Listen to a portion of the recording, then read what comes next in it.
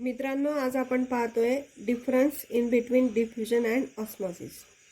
आता डिफ्युजन आणि ऑस्मॉसिस यांची डेफिनेशन आपल्याला माहिती आहे. डिफ्युजन म्हणजे काय? एखादा सबस्टन्स एखाद्या मीडियममध्ये स्प्रेड आउट होणे, त्याला आपण म्हणतो डिफ्युजन.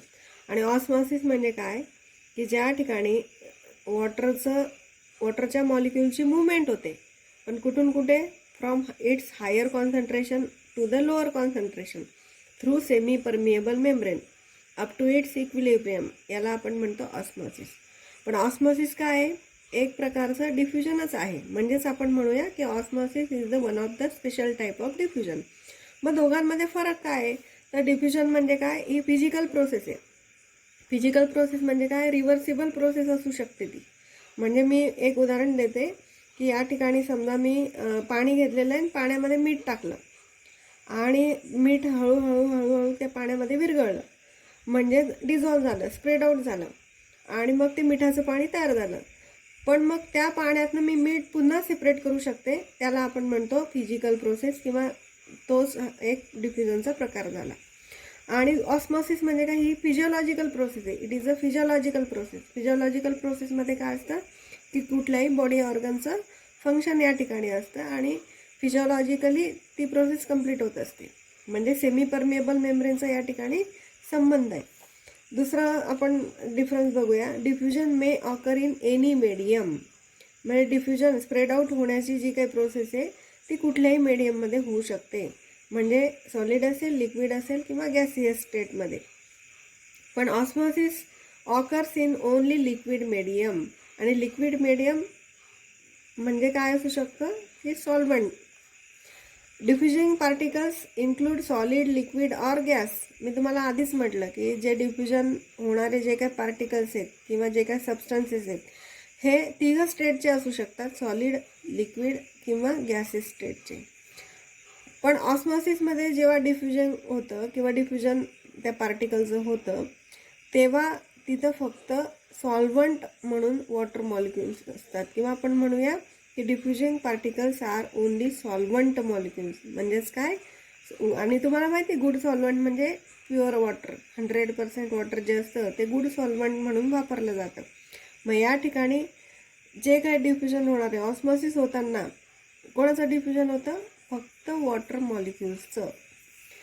चौथा फरक आपल्याला असं सांगता येईल की diffusion ceases when entire system becomes homogeneous. जेव्हा डिफ्युजन होत असतं त्यावेळेस ते सीजेस म्हणजे थांबतं. कुठे?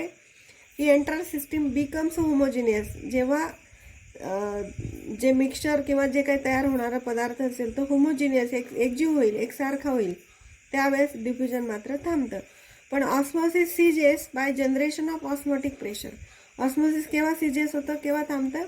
जेव्हा त्या ठिकाणी त्या बॉडी ऑर्गनच्या किंवा त्या वॉलवरती ऑस्मॉटिक प्रेशर निर्माण होतो ड्यू टू द ऑस्मॉसिस, तेव्हा ते थांबतं. डिफ्युजनचा आणि ऑस्मॉसिसचा पाचवा फरक आपल्याला असं सांगता येईल की semi permeable membrane involvement is not essential. म्हणजे डिफ्युजन होत असताना कुठलीही सेमी परमिएबल मेम्ब्रेनचा या ठिकाणी इन्व्हॉल्वमेंट नसतं किंवा गरज नाही आहे. पण ऑस्मॉसिस होताना मात्र semi permeable membrane involvement is essential. त्याच्याशिवाय ऑस्मॉसिस होऊ शकत नाही. सेमी परमिएबल मेम्ब्रेन शिवाय ऑस्मॉसिस होऊ शकत नाही. पुढचा फरक असं सांगता येईल, it is the net movement of ions or atoms or molecules along the free energy gradient from the region of higher concentration to an area of lower concentration. म्हणजे या ठिकाणी काय म्हणता येईल? नेट मूवमेंट म्हणजे पूर्ण मॉलिक्युल्सची किंवा आयन्सची किंवा ॲटमची मूवमेंट होते विथ फ्री एनर्जी.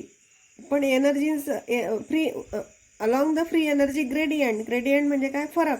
जेव्हा एनर्जीमध्ये फरक असेल किंवा त्याच्या कॉन्सन्ट्रेशनमध्ये ज्यावेळेस फरक असेल तेव्हाच मात्र ह्या आयनशी किंवा ह्या ॲटमशी किंवा मॉलिक्युलची मूवमेंट होऊ शकते.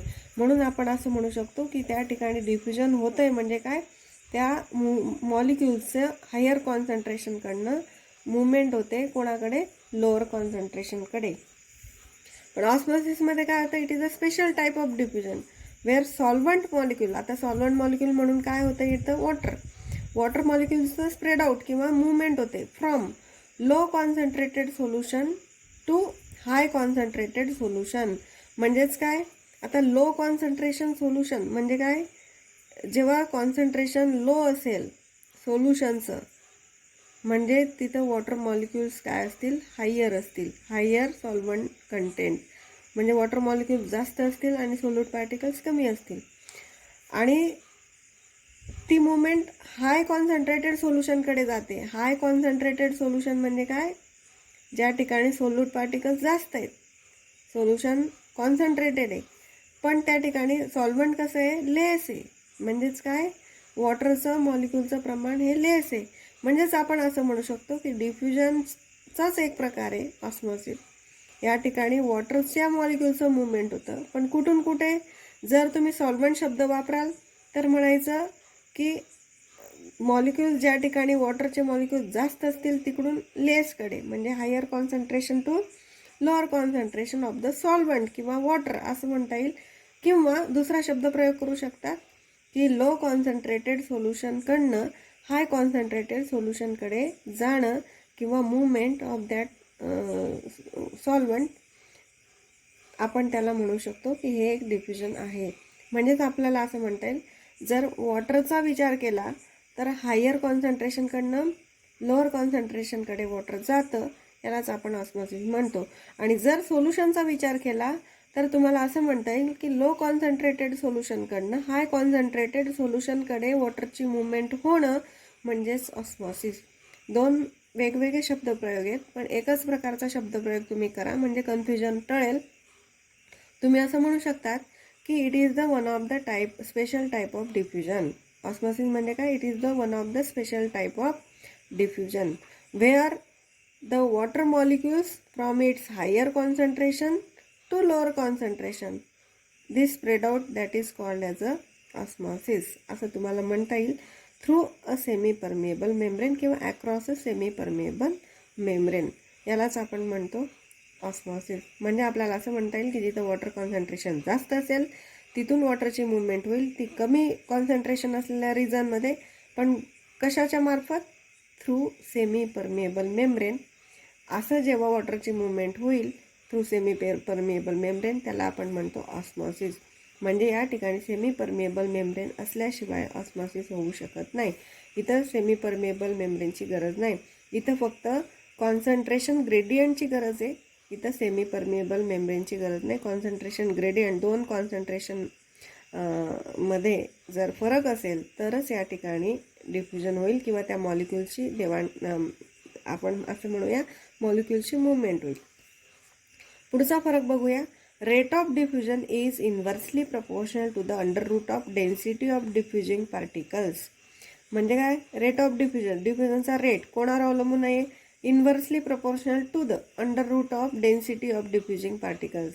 म्हणजे काय, rate of diffusion is equal to under root of inversely proportional म्हणजे 1/√ऑफ डेन्सिटीज ऑफ डिफ्युजन पार्टिकल्स. म्हणजे समजा दोन गॅसेस आहेत, यांच्या डेन्सिटीवर सुद्धा अंडर रूट ऑफ डेन्सिटी याच्यावर ते अवलंबून राहील, पण इन्व्हर्सली प्रपोर्शनल म्हणजे विरुद्ध असेल किंवा आपण त्याला म्हणूया व्यस्त प्रमाणात असेल. आणि या ठिकाणी रेट ऑफ ऑस्मॉसिस कोणावर डिपेंड असणार आहे, upon osmotic pressure, that is solute potential. म्हणजे सोल्यूट जितके जास्त की वॉटरचं कॉन्सन्ट्रेशन कमी. आणि म्हणून आपण असं म्हणू शकतो higher the osmotic pressure gradient higher the osmosis rate. म्हणजे जर ऑस्मॉसिस होण्यासाठी ऑस्मॉटिक प्रेशर त्या ठिकाणी निर्माण होत असेल आणि त्या ऑस्मॉटिक प्रेशरमध्ये फरक असेल किंवा डिफरन्स असेल तरच त्या ठिकाणी ऑस्मॉसिस होईल. आणि जेवढा ऑस्मॉटिक प्रेशरचा ग्रेडियंट म्हणजे फरक जास्त असेल तेवढा ऑस्मॉसिसचा रेट मात्र हा जास्त असेल.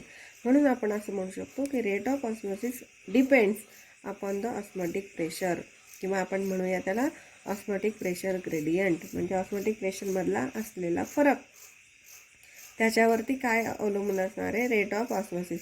रेट ऑफ ऑस्मॉसिस वाढला म्हणजेच काय, त्या ठिकाणी ऑस्मॉटिक प्रेशर ग्रेडियंट जास्त असेल.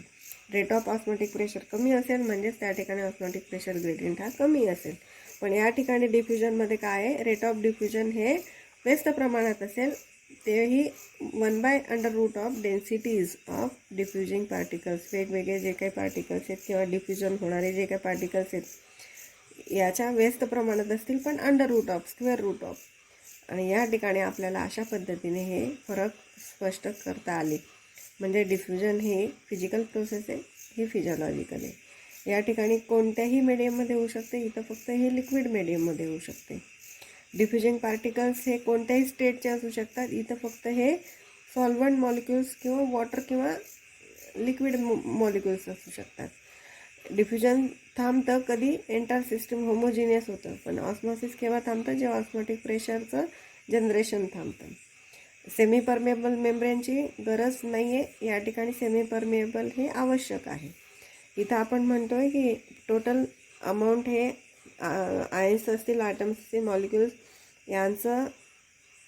यांची मुवमेंट ही होत असताना फ्री एनर्जी ग्रेडियंट जर त्या ठिकाणी असेल, म्हणजेच काय, त्यावेळेस मुवमेंट जी होईल ती from higher concentration to lower concentration अशी होणार. याला फ्री एनर्जी ग्रेडियंट लागेल.